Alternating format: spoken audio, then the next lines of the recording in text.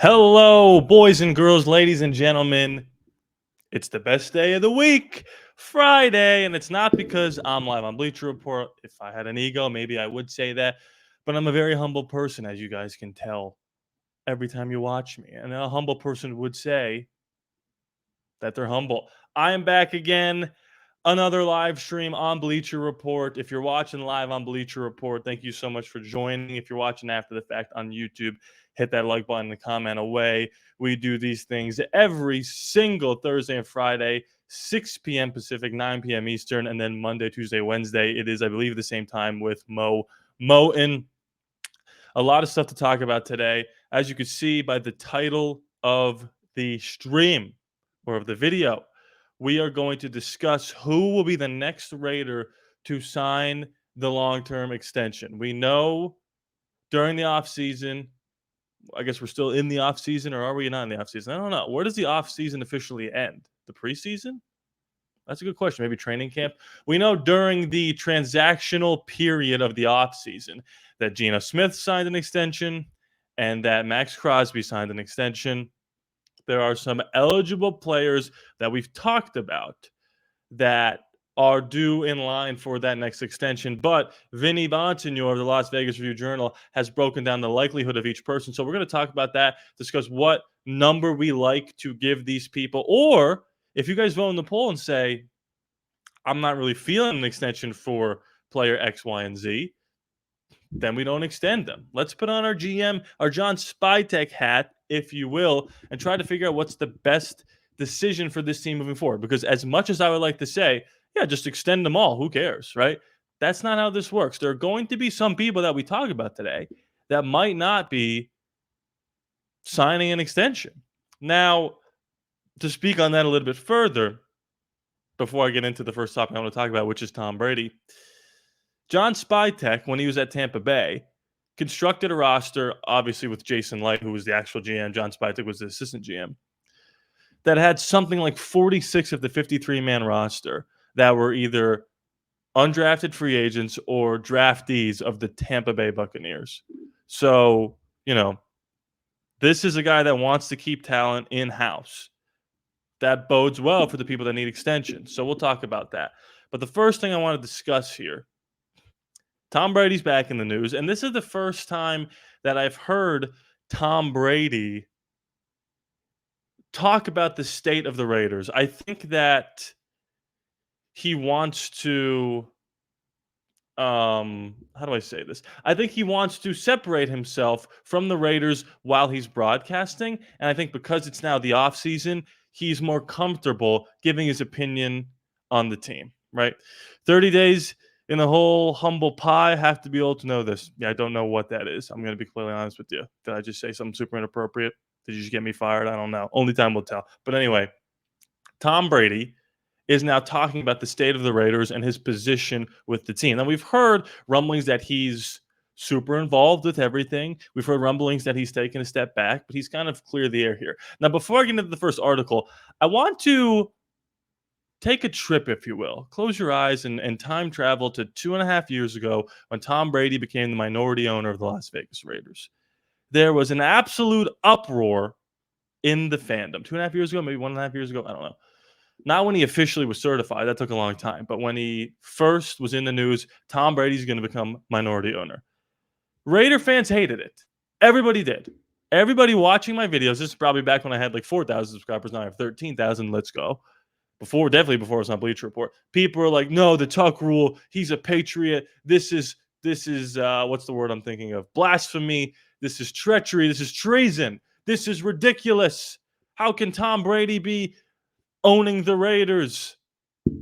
And I feel like I was one of the few people, not in the world, but that were talking to a camera for fun about the Raiders that said, guys, Tom Brady is one of the best athletes of our generation. Let's see what he can cook up before we start saying, that he's not right for this organization.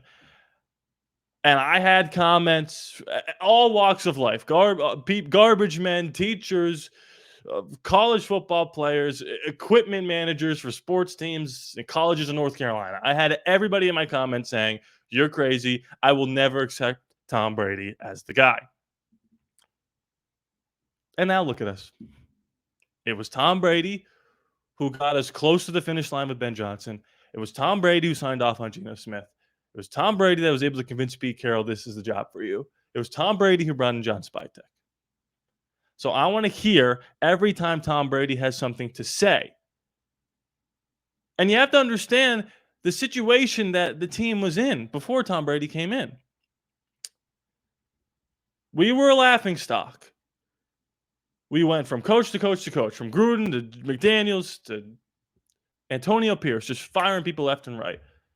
And we were one of the teams that Ben Johnson was like, "No, I'm good. I'm not going to interview with you." He had a phone call with Tom Brady. 5 minutes later, he's flying to Las Vegas. I don't even know if it was in person or if it was a Zoom call, but we know. We know. So let's talk about this here. There's an article here, Pro Football Network. I'm looking for a name here to give credit to the person that wrote this article. Brandon. We got Brandon who wrote this article. So let's see. As we pull it up here. And then we're going to talk about Tom Brady a little bit more. TB12 might know a thing or two about football, to be honest. That's a great comment from, I can only assume, a great person. Okay. So here's the article. We've got a tough division. NFL legend Tom Brady opens up about his first offseason as Raiders minority owner. I love the idea that he's actually discussing the team in length here. If there's one thing about Tom Brady, he knows a little, there's no little anywhere there. He knows a thing or two about winning. After his 7 Super Bowl victories, Brady has moved on to new endeavors. As part owner of the Las Vegas Raiders, Brady wants to be a part of the Raiders' resurgence. They have been plagued with quarterback issues over the last few seasons. With a new experienced head coach and former Seattle Seahawks coach Pete Carroll at the helm, the Raiders are looking to change their recent fortunes. As an AFC West team, the Raiders will certainly have their work cut out for them, and Brady knows that. In his first offseason as an owner, he embraced the challenge and is poised to overcome them. Tom Brady reflects on his experience as minority owner. Brady is involved with the team decisions and looks to make an impact. He expresses enjoyment and gratitude for the people in the Raiders organization. Here's a quote from TB12. I've loved it. And again, just trying to contribute in ways I can to help the team be the best they can be on and off the field. We've got a great group of people. Brady said in an interview with Raiders.com columnist Paul Gutierrez. Brady's input is extremely valuable to an organization that wants to return to a league's pinnacle. His winning pedigree, along with Carroll coming on board, is a step in the right direction. As much as Brady, Carroll and the new Raiders general manager John Spytek are looking to build a team to compete, the roster must perform too. Here's a quote here from, I believe, Brady as well. And our goal is, to win a lot of football games, Brady said. You've got to work hard at it, and it's all earned. We've got a tough division. There's a lot of good opponents we face, but it's going to be up to the guys and their daily commitment to doing things right. Performing in the AFC West is no easy task. The Kansas City Chiefs have run the AFC since quarterback Patrick Mahomes took the helm there. There's been, 3 Super Bowls, winning twice. Yeah, that's a lot for the Kansas City Chiefs. We could skip all this stuff here. Brady loves his new challenge as an owner, while also managing his responsibilities as one of Fox's top NFL broadcasters. The Raiders have worked their cut out for them, but Brady's committed to ensuring they come ready to play and win games. And the quote here that's making the rounds is, I'm there as a great sounding board for anything they want to do, which is like, we'll talk about that quote specifically. Brady looks to earn his 8th Super Bowl ring as the Raiders set out to prove their doubters wrong with new offensive weapons like top 2025 NFL draft running back Ashton Jeanty and Smith. After improvements, which Brady likely had a hand in, the Raiders have their eyes set on a tough challenge ahead. Okay. Brady going, well, I'm just kind of a soundboard. I'm just there if they have any questions. I'm going to call a little stinky BS, Tom. I know that you've had a big time say in everything that's been going on. However, that report that came out a couple days ago that he's removing himself physically from the draft room or from rooms where they're making decisions, I do think is huge for the team. And look, I'm big on people in the world. I'm out of football now, just in reality, that are extremely self-aware. Like if you know you're standing like with the friends that you have or in your job, it goes a long way in my book. And Tom Brady knows dang well the kind of ecosystem that he puts around himself the second he steps into any room. And if he stepped into that draft room, although I have confidence that John Spytek and Pete Carroll and everybody in there would be able to make the decisions they want to make without him there or with him there, there's going to be some people that look over his way anytime they speak. And that's just because Tom Brady is who he is, and he understands that. His awareness, if we're talking 2K, his awareness is a 99. And I don't know if we've ever actually broken down Tom Brady's moves and given him a letter grade.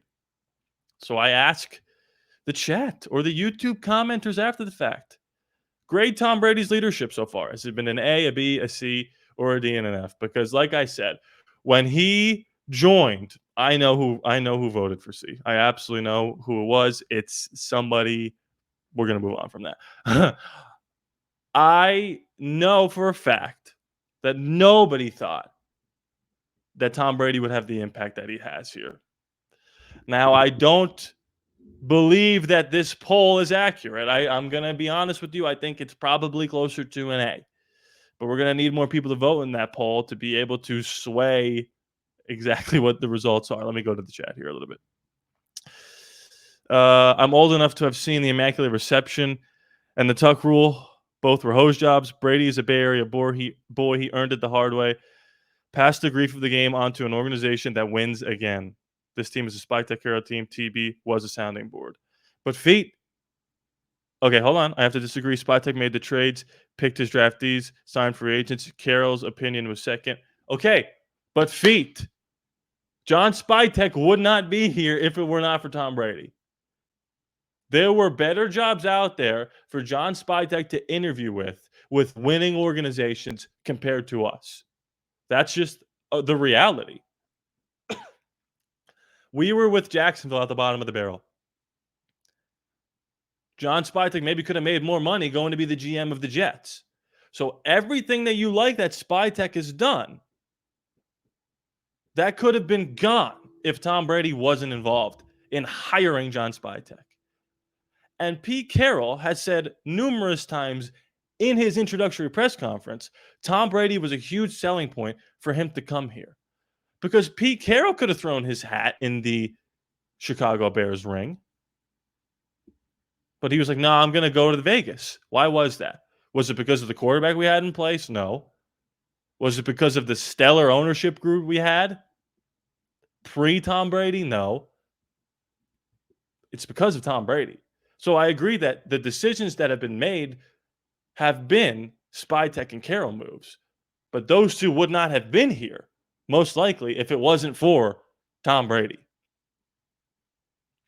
And Tom Brady, and by the way, everybody in here hated Sam Darnold, right? Tom Brady was the one who was like, I don't think we should go in the direction of Sam Darnold. Now, maybe John Spytek was feeling that the whole time as well. That's totally fair. I disagreed with Tom Brady. I thought Sam Darnold was the way to go. But only time will tell. Spytek got the stability he needs in Brady to build this thing out. Yeah, you have to have steady ownership.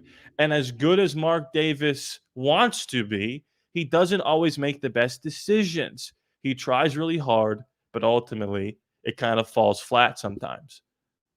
With Tom Brady there, everything feels a little more stable. And you could disagree with me, but that's just the sentiment around the league. Tom Brady made them instantly credible, and it's only been built upon with the additions of Spytek and Carroll because of Brady's influence on Mark Davis. So there you go. JFK wanted to go to the moon, but it was the people of NASA that got us there. Let me unpack that for a second. JFK wanted to go to the moon, but it was the people of NASA that got us there. Sure, but in my scenario, what I'm saying is that NASA wouldn't even exist if it wasn't for JFK, right? The people at NASA wouldn't have jobs if it wasn't for him, right? Spytek and Carroll wouldn't be here if it wasn't for Tom Brady. And it's not quite similar because John F. Kennedy wasn't an astronaut. Tom Brady's won 7 Super Bowls. So Tom Brady, I think, has a little more influence, feet, respectively, than I think you're giving him. But, agree to disagree.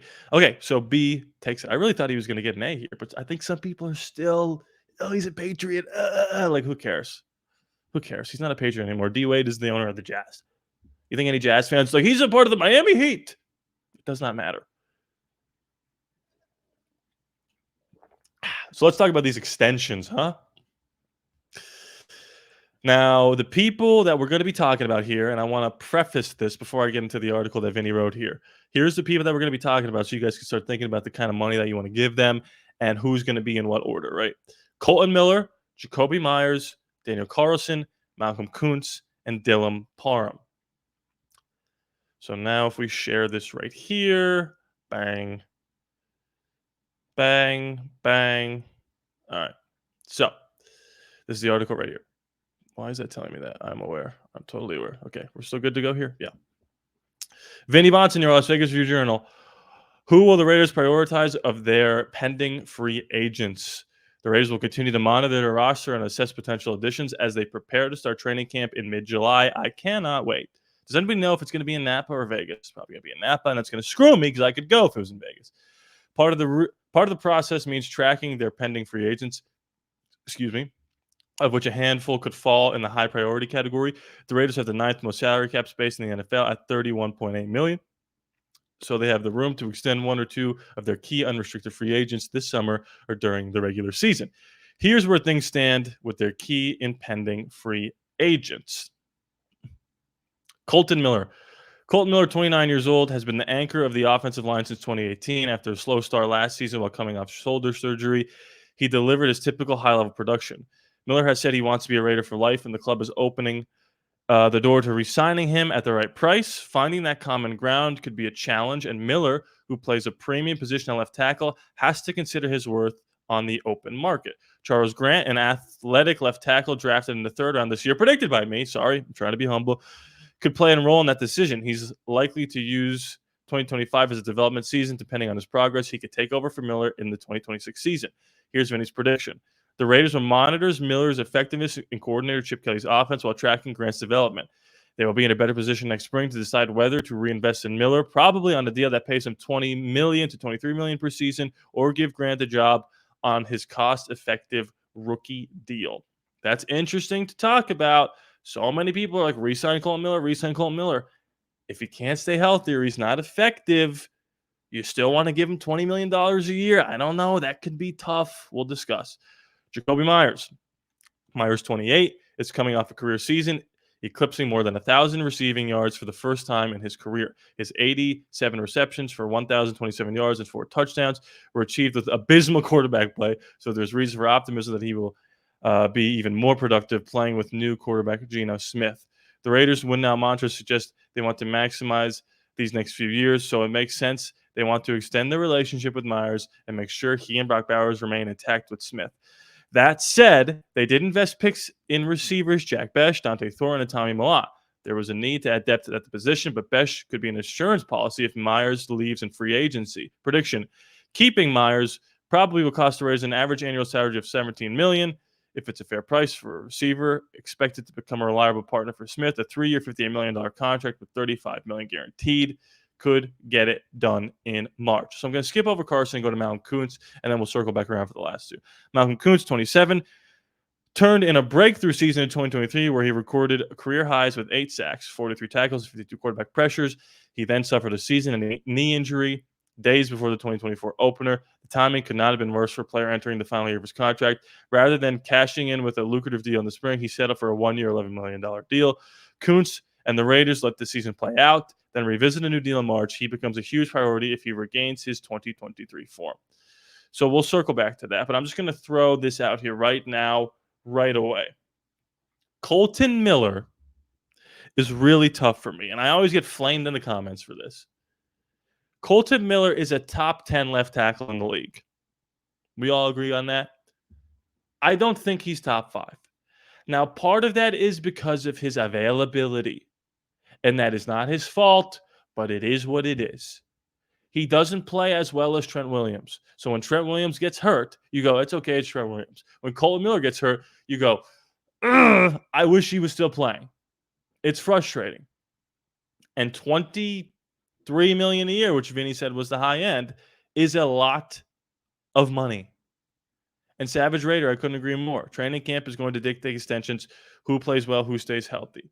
The first person I want to ask, And I'm going to ask you this question before I put the poll out. Assuming Charles Grant develops a little bit ahead of pace, like, Colton Miller's better, but Charles Grant showed a little bit this year. With that in mind, would you re-sign Colton Miller if Charles Grant shows he can be a top 20 left tackle? So far it's a resounding yes. You would still keep Colton Miller at the 20 whatever million per year, even if Charles Grant starts to show a little. I like this right here. Give him a 2-year deal. I don't know if he would sign that. Maybe you give him a fake 3-year deal. It's actually a 2-year deal. I don't hate that. But I expected everyone to be back on board with Colton Miller. Look, I get it. He's one of the last Oakland Raiders. He was drafted in 2018, even though he said, or his representation said, or there was rumors that he wasn't going to show up to voluntary minicamp. He showed up because he's a professional and he wants to be a Raider for life. I like Miller too. The only thing is, I think he just gets hurt a lot, especially for a left tackle. I know left tackles go down a lot, but if I have to see Thayer Mumford one more time at left tackle, it's going to be tough for me. 3 years, 2 years guaranteed. I don't hate it, but I would just consider Charles Grant there. The next person let's talk about, and I think this is going to be easy for all of us, is Jakobi Meyers. Now, the one thing I wanted to say about Jakobi that, I don't know, just makes me think is he had a really good season with bad quarterbacks, okay? But I want to know from the chat, and I'm not saying this is the case. I'm not, because I love Jakobi and I would re-sign him. But is there any part of you guys that thinks maybe his numbers were slightly inflated because the only other guy we could throw to was Brock Bowers? Brock was probably getting doubled more than Jakobi, and we were losing a lot, couldn't run the ball, and we just pass. How much of that do you think factored into Jakobi Meyers' statistical stat line at the end of the season? Or does that not matter because the quarterback play was so bad that it kind of counteracts the point of, well, it was kind of garbage time? Now, a lot of the games we did play in were closer than people think initially. You think he goes for 1,000 yards again? I will say this: if he goes for 1,000 yards again, that's a phenomenal season. But that also concerns me that maybe Brock Bowers took a step back, although he had 1,000 yards too last season, or one of these two rookies, Dante Thornton or Jack Besh, or even Trey Tucker, doesn't have the season we do want. Like if Brock Bowers has another 1,000-yard season, Jakobi has 800, Jack Besh has 500, Dante Thornton has 600. I think I'd like that more than Brock has 1,000, Jakobi has 1,000, and everybody else is in the 300 range. There seems to be so much development potential in the wide receiver room. I'd be reluctant to put money on a wide receiver extension. That's what I need to see here. Is he actually like a true number one? Because he feels like a great number two and a not good number one. But I don't think I'm going to pull this up, but I had an article here that ranks him as the third best wide receiver in the division. They have Cortland Sutton at 1, which I think is fair. Ladd McConkey at 2, which I think is fair, and Jakobi Meyers at 3. The only difference between those guys is that, again, Jakobi Meyers had Desmond Ridder, Gardner Minshew throwing in the ball for most of the season, and Malott had Justin Herbert, and Sutton had Bo Nix. Rookies can be erratic. We need a steady vet wide receiver like Meyers. I think if Jakobi Meyers gets an extension next year, it will be because Besh or Thornton didn't blow us away. If one of the two blows us away, the extension for Jakobi becomes less likely or the number becomes lower. But he also seems like a guy who would just stay here for a little bit less money. So only time will tell. And the last player is Malcolm Koonce. Now, I have a feeling I know where all the votes are going to go. It's probably going to go option 3. It depends on the year. I do think, and I've been saying it for a while now, and because Christian Wilkins is in that walking boot, I feel more confident than ever in saying this. I think the whole season just hinges on Malcolm Koonce. If Malcolm Koonce can regain 90% of what he was in the back half of 2023, which was a top 10 pass rusher, top 15 pass rusher, we'll be fine. I think we can win 10 games. If he takes a step back, if he's not as healthy as we think, if he doesn't play at that level that he did play, if it was a flash in the pan, we're just back to like Max Crosby being double and triple teamed and no Wilkins there, no help from Koonce.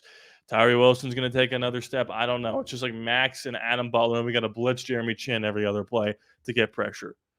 And that's not good. And then all of a sudden you're like, should we trade for Trey Hendrickson? Should we trade Malcolm Kuntz and a second and a fourth for Trey Hendrickson?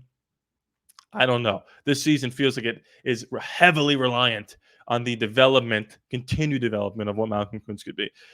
I'm sick of the revolving door we've had our players. How about some continuity? No doubt about it, but you just got to be careful with that approach because continuity was part of the reason that Antonio Pierce got the job.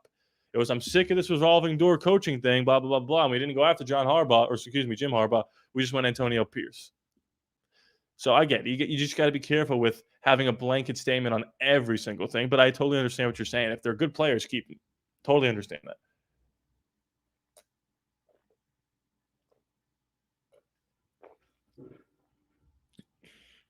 But wow, yes is leading the poll. Interesting. And then there's a couple more guys here that we can hop back into the article with that I think should be probably re-signed, and we'll just top it off right here, or at least one of them will be. And then we'll discuss the other one here. So the last few were Daniel Carlson and Dylan Parham. Daniel Carlson, 30 years old. That's crazy. I thought he was younger than that. Remains one of the NFL's best kickers after converting 85% of his field goals last season. He connected on all 21 of his kicks from 20 to 39 yards. He went 6 for 8 from 40 to 49. His only struggles came from 50 yards and beyond, where he went 7 for 11. That's not terrible, though. And 2 of those were in the Kansas City game where it was impossible for him to make it. The altered kickoff rule could heighten Carlson's value. He could be an asset with well-placed kicks that challenge returners to come up with the ball. It's a good point, Vinny. Extending Carlson this summer feels like a no-brainer on a 4-year, $21 million deal with $15 million guaranteed. I don't have a poll for Daniel Carlson. I think that's just perfect. Dylan Parham, 25 years old, ranked the 24th among guards last season per Pro Football Focus. Pretty good.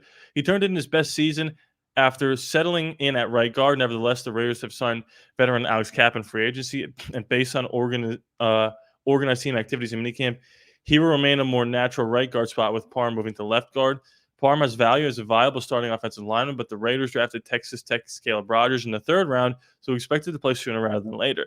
That could be in tandem with Parham or with Kappa, who signed a 2-year deal. Prediction, the Raiders will let the season play out before deciding how to proceed with Parham. And then they list other free agents here. Some of them include Jermaine Pratt, Zamir White, Landon Roberts, Devin White, basically all our linebackers. A lot of people that we signed this year to 1-year contracts. I do think the interesting thing with Dylan Parham particularly is him versus Alex Kappa. And I know they're playing 2 different positions, but next year I would predict that the tackles are still going to be Miller and Glaze. The center is going to be JPJ. And one of the guards is going to be Caleb Rogers. Now, is that other guard going to be Charles Grant? I don't know, because Spytek has a history with Tampa Bay of drafting small school left tackles and turning them into guards. Or will it be Dylan Parham or Alex Kappa? That's why I think they're going to start them both, let Caleb Rogers, cook in the oven a little bit. And then after that, they are going to see who played better, Alex Kappa or Dylan Parham. Pair that person with Charles Grant. Yeah, Charles Grant. Caleb Rogers. I get that mixed up. Charles Grant. And then move from there.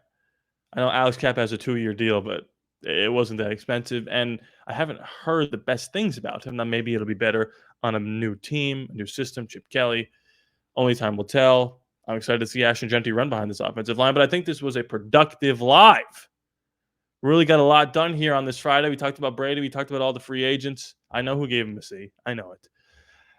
Look, I'll be back on Thursday and Friday of next week, back to my normal time like we were today, 6 p.m. Pacific, 9 p.m. Eastern. I hand it off to Momo in Monday, Tuesday, Wednesday. Carson should be resigned. He won't break the bank, no doubt about it. I want to resign everyone. I don't disagree with that. Thank you guys so much for spending your Friday with me. If you're watching live on Bleacher Report, thank you so much for joining me live. If you're watching after the fact on YouTube, hit that like button, comment away, and please be sure to subscribe. It's free after all, no charge to you. I love you guys, and I'll see you next time.